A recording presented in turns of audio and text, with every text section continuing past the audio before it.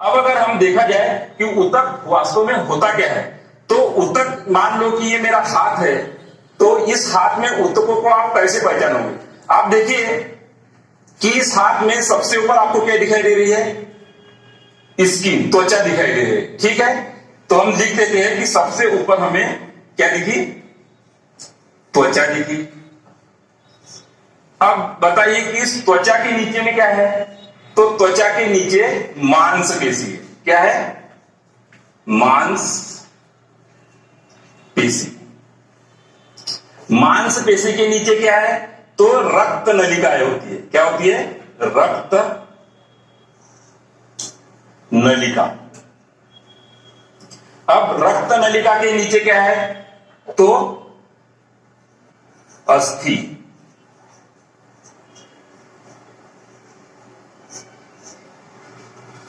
ये आप महसूस कर सकते हो। आप हाथ में सबसे ऊपर स्किन, ये तो ऊपर ही दिखाई दे रही है। स्किन के नीचे जो हमारे शरीर में जो मूवमेंट हो रहा है, या जो हम इस तरह से हाथ को मूव कर रहे हैं या घुमा रहे हैं, उसके लिए कौन जिम्मेदार है? मांसपेशियां, जो कि हमारे अस्थि से लगी हुई रहती है। ठीक है। अब रक्त नलिका, छोटी छोटी रक्त नलिकाएं होती है, आपने देखा होगा ना, आपको जब बॉटल लगती है तो उस रक्त नलिका में ही हाथ में वो बॉटल लगती है, तो उसको क्या बोलते हैं हम? रक्त नलिका। और उसके नीचे बोन्स होती है, हाथ में भी हड्डी होती है, पूरा हमारा जो ढांचा बना होता है वह हड्डियों का बना होता है। तो अब हमें इसमें ऊतकों को पहचानना है। तो त्वचा को बनाने वाला कुछ कोशिका का समूह होगा, क्योंकि त्वचा का जो प्रमुख कार्य है वह हमारे पूरे शरीर को क्या करती है? कवर किए रहती है। मतलब हमारे शरीर का एक बाह्य आवरण किसका बना होता है? हमारी त्वचा का बना होता है। तो यह एक प्रकार का कोशिका का समूह है, जो कि हमारे शरीर का बाह्य स्तर बनाते हैं। बाह्य स्तर के अलावा यह आंतरिक अंगों के सतह में भी पाई जाती है। तो यह कुल मिला के किसी भी बाह्य आवरण का यह निर्माण करती है। तो यह एक विशेष प्रकार की कोशिकाओं का समूह हुआ। यह कोशिका के समूह को हम बोलते हैं इपिथीलियम। इपिथीलियम।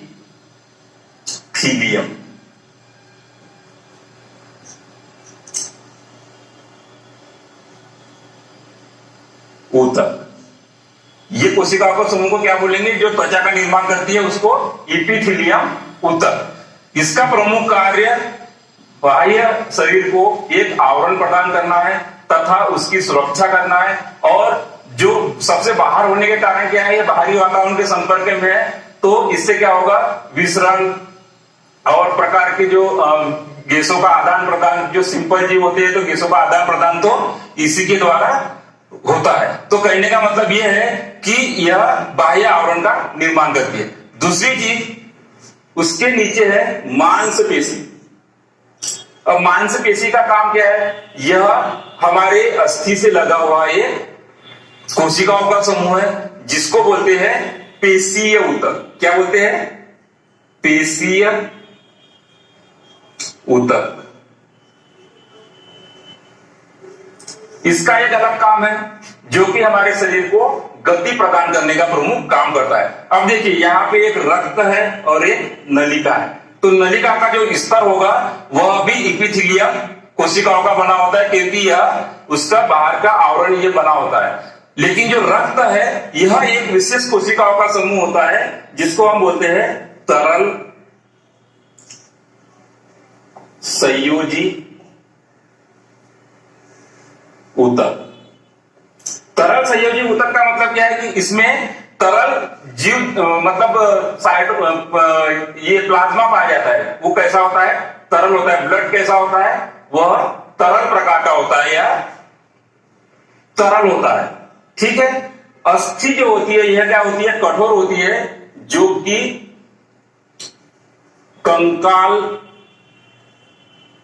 संयोजी ऊतक की बनी होती है। अब देखिए, मैंने आपको एक हाथ में कितने सारे ऊतकों को बता दिया। सबसे पहले मैंने बताया कि त्वचा जो होती है यह इपिथीलियम ऊतक की बनी होती है, जिसका प्रमुख कार्य क्या है? शरीर की एक रक्षात्मक आवरण बनाने का काम करता है।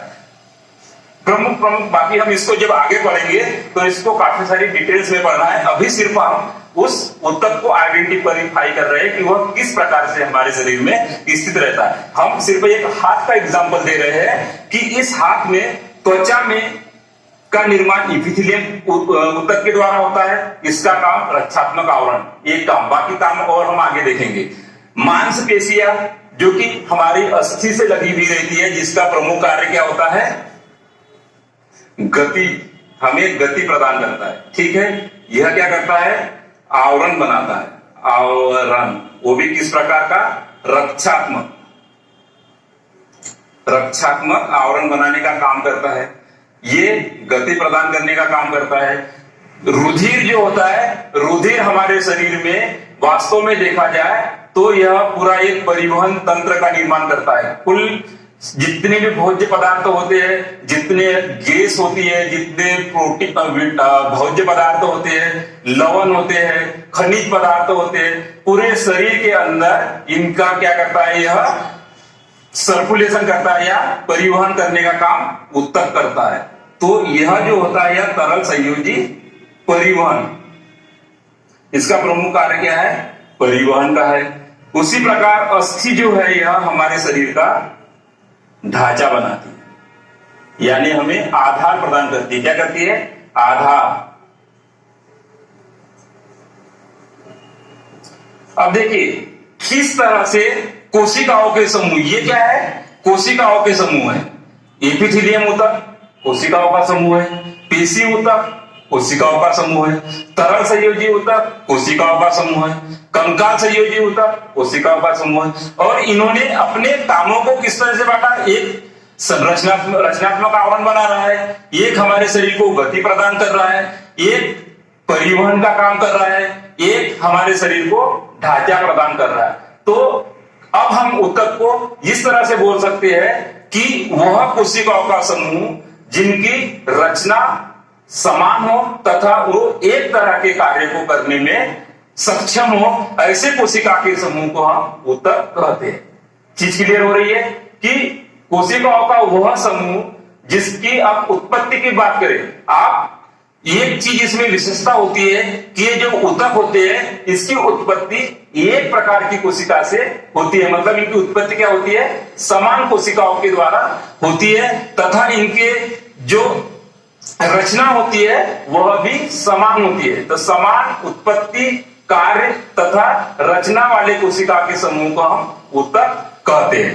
तो ये इस तरह से हम ऊतक को आइडेंटिफाई कर सकते हैं। ये चीज क्लियर हो रही है कि ऊतक जो होता है वह कोशिकाओं का एक समूह होता है तथा वह किसी कार्य को करने के लिए वह सक्षम होता है। यह जो सिस्टम होता है, इस प्रकार का जो तंत्र होता है वह जटिल जीवों में पाया जाता है। मतलब जिसमें कोशिकाएं बहुत ज्यादा होती है, और जब बहुत ज्यादा कोशिकाएं होती है तो क्या होता है कि उन कामों को क्या है? अलग अलग समूहों में बांटना जरूरी होता है। जैसे आपने देखा ना कि जब एक घर में बहुत सारे सदस्य होते हैं तो वह कामों को क्या करते हैं? बांट लेते हैं कि कोई सब्जी लाने के लिए जा रहा है, कोई ऑफिस जा रहा है, कोई इस तरह से। मतलब कहने का मतलब है कि वो 10 लोग क्या करेंगे? एक ही काम नहीं करेंगे, बल्कि वह 10 लोग अलग अलग काम को वह बांट लेंगे। वैसे ही जटिल जीव में जो बहुत सारी कोशिकाएं होती है तो उस काम को बांट के वह करती है, जिसको बोलते हैं हम कोशिका का श्रम विभाजन। कोशिका का श्रम विभाजन। यह श्रम विभाजन का मतलब है कि यह एक समूह के रूप में जो कोशिकाएं होती है यह अपने अपने कामों को बांट लेती है। जैसे कोई रक्षात्मक आवरण बनाने का काम कर रही है, कोई हमें शरीर में गति देने का काम कर रही है, कोई हमारे शरीर में परिवहन का काम कर रही है, कुछ कोशिकाओं का समूह हमारे ढांचे का निर्माण कर रही है। तो इन्होंने क्या किया? कोशिका ने समूह बनाया और समूह के रूप में वह काम करने लगे, तो उसको बोलते हैं हम कोशिका का श्रम विभाजन। और जो श्रम विभाजन होता है उसी के दौरान ऊतकों का निर्माण होता है, क्योंकि वह समूह में काम करती है। तो उन कोशिका के समूह को अब हम ऊतक कहते हैं। अब जटिल जीव की अगर बात करें तो जटिल जीव में 2 प्रकार के हम उदाहरण देंगे।